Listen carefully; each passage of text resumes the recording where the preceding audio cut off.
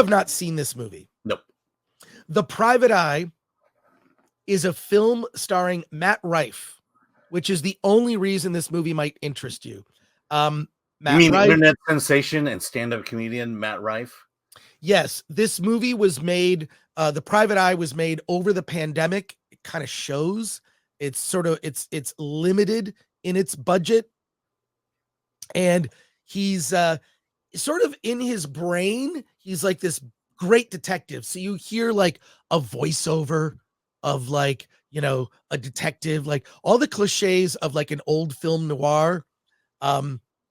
He gets involved with a married woman, unbeknownst to him, played by Claire Grant. And it's this movie. I feel like they were making this movie and they had no script, but they had Matt Rife. So it's like, all right, let's just make a film. Now, if this was clever and funny and 90 minutes, this could have passed. As it is, it's nearly 2 hours, an hour, 55 minutes.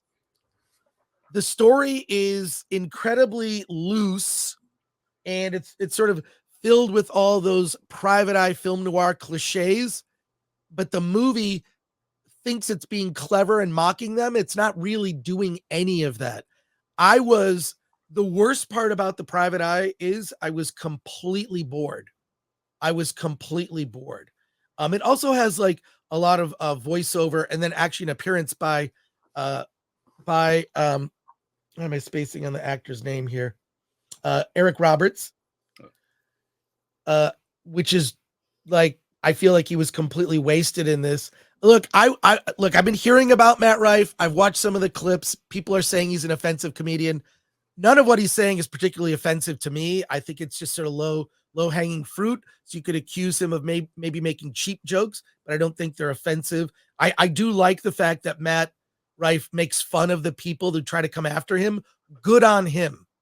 Good on him for doing that. But ultimately, this is the only reason you might have any interest in seeing The Private Eye is because Matt Rife is in it. And that's it. It's dull. And I look, I was ready for it. Film noir, sign me up. A movie called The Private Eye, quite simply, sign me up. But it's really the script and the direction and the editing that what are some other? It's just a bad movie. Cinematography, bad movie. The PA on this movie. No, it just I wanted to like it, but it really comes down to the weakest element of the entire thing is the script. Just, you know, aimless, and scenes kind of sit there. It's like chewing the scenery. If he's trying to actually mimic like the boring parts of like some old film noir, that's I mean, he achieved it. But I was ultimately, this movie opens in limited release in theaters and on VOD. I can't. And this is the thing, just so people, you know, anyone that might accuse Film Threat of you love every indie film, I think we give indie films fair reviews. Mm-hmm. You just gave like a 6.5 to Float.